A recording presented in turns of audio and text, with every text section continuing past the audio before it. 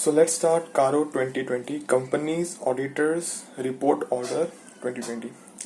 First is applicability.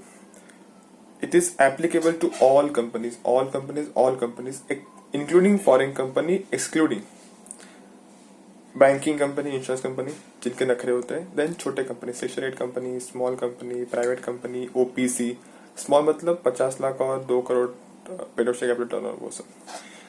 We will exclude private company as well, but उसके लिए बहुत condition है। First, it should not be private और subsidiary, it should not be holding और subsidiary of any public company.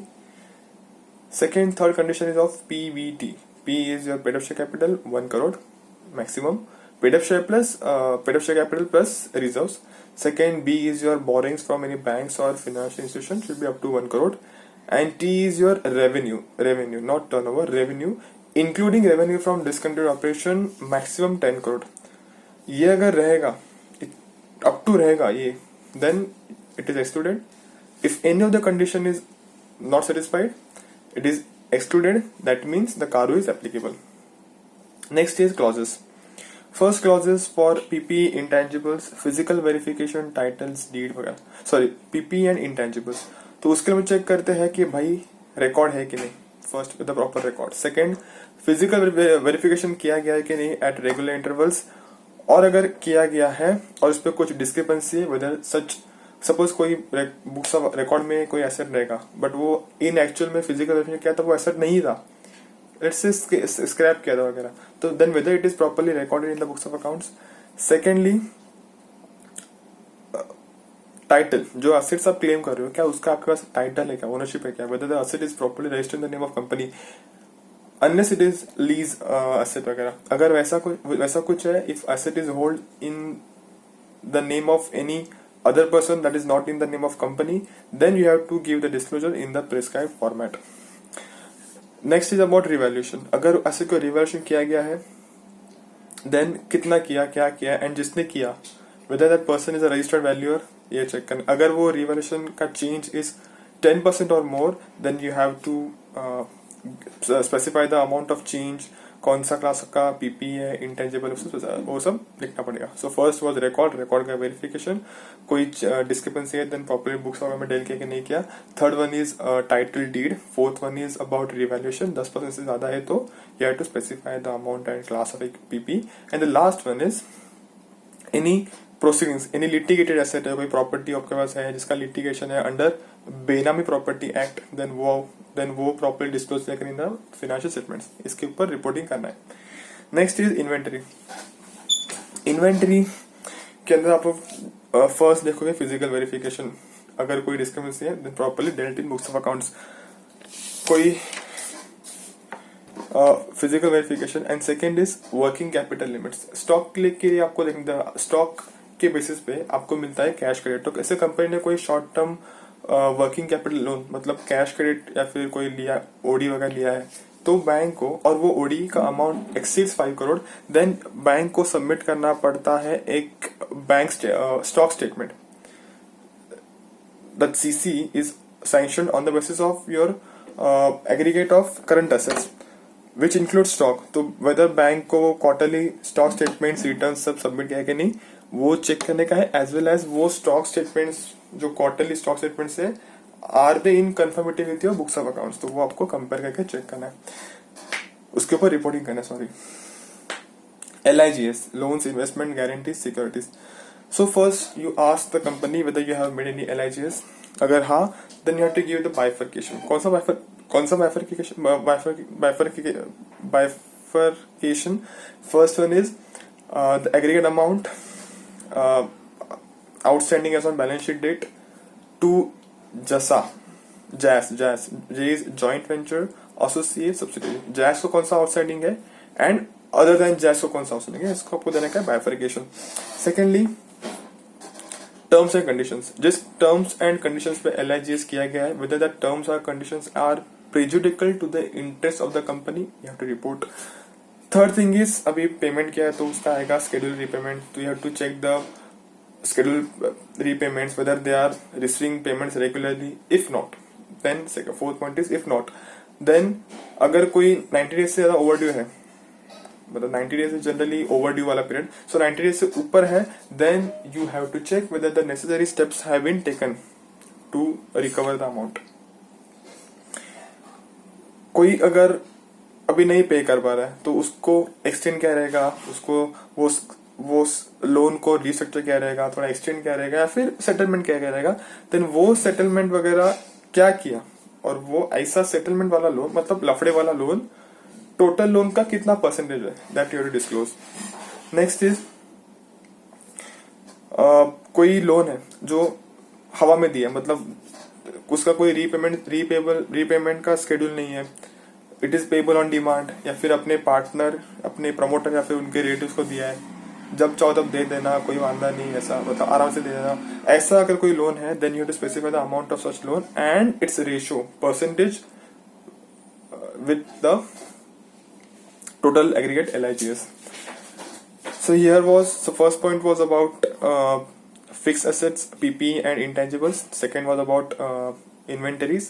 Third was LIGS. Fourth is section 185, 186. 185 is loan to directors. 186 is loan and investment by company.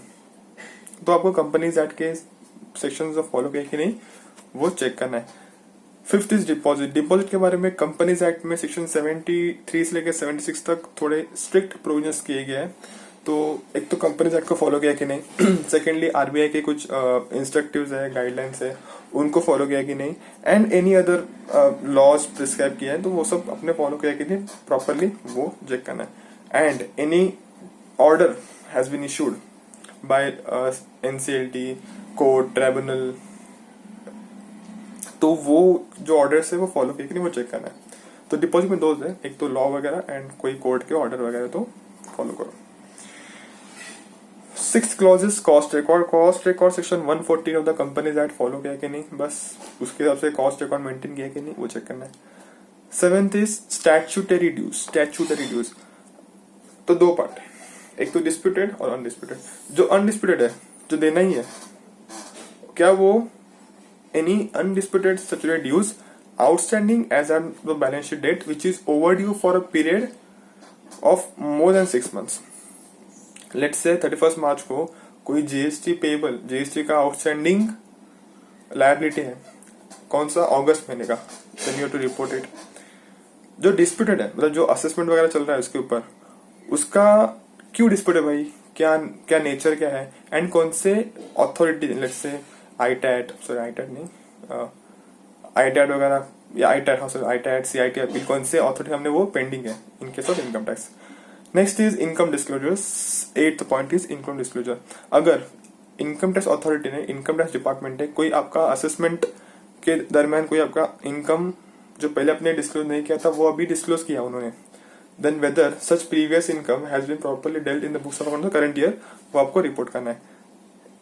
9th one is repayment of loans. जैसे आपने company ने loan दिया था, उसके ऊपर आपने check किया प्रॉपर रिसीव हो रहा है कि नहीं, वैसे ही जो लोन आपने लिया है क्या उसका प्रॉपर रिपेमेंट हो रहा है कि नहीं, अलॉन्ग विद इंटरेस्ट, वो सब चेक करना है। और अगर डिफॉल्ट किया है, देन लेंडर वाइज एसबीआई का इतना, येस बैंक का इतना, ये फाइनेंशियल इंस्टीट्यूशन का इतना डिफॉल्ट है, ये गवर्नमेंट से लोन लिया उसका इतना डिफॉल्ट है, ऐसा लेंडर वाइज आपको डिफॉल्ट लिस्ट देना है। And whether company is a declared wilful defaulter, then वो आपको रिपोर्ट करना है। जो लोन लिया, टर्म लोन लिया, was applied for the same purpose. कोई शॉर्ट टर्म लोन लिया और वो लॉन्ग टर्म पर्पस के लिए अप्लाई किया है, ऐसा कोई केस है क्या, वो चेक करना है। Whether the loan taken, any funds taken from any entity or person for meeting the obligations of JAS, अपने JAS के ऑब्लिगेशन मीट करने के लिए किसी पर्सन, दूसरे पर्सन या फिर एंटिटी से लोन लिया, देन वो जो नेचर है प्रोडक्ट उसको आपको डिस्क्लोज करना है। And any pledge of securities held in the name of JAS, you have to give the disclosures. उसके बेसिस पे कोई लोन लिया, जैस के सिक्योरिटी के ऊपर आपने लोन लिया तो वो भी आपको रिपोर्ट करना है। जैस के लिए लोन लिया वो भी रिपोर्ट करना है, एंड जैस के सिक्योरिटीज लेंडिंग करके, प्लेज करके आपने कौन सा लोन लिया वो भी डिस्कस करने का। 10th point is IPO FPO and preferential allotments, private placement, ये सब पैसा रेज करने के तरीके, तौर तरीके। तो आईपीओ में से वही भाई साहब जो पर्पस के लिए लोन लिया है, वो लोन नहीं, जो पर्पस के लिए फंड रेज किया है उसी पर्पस के लिए वो अप्लाई किया कि नहीं है। और अगर कुछ होता है any deviation from the purpose, then whether it is properly corrected within reasonable period. Then preferential allotment वगैरह है। देन कंपनीज एक्ट के सेक्शन फॉलो, सेक्शन 42 आई के इसका private placement and section 62 of the companies act follow किया कि नहीं किया, and वही अपना जो फंड जिस पर्पस के लिए यूज किया वो। 11th is fraud. फ्रॉड के इसमें एक तो कंपनीज एक्ट सेक्शन 143(12) प्यार से 12 बजाना, 143(12) of the companies act follow किया कि नहीं। एंड अगर कहीं किसी ऑडिटर को कुछ रिपोर्टिंग, मतलब जो ADD4 कंपनी है चोर, उसने रिपोर्ट किया कि नहीं।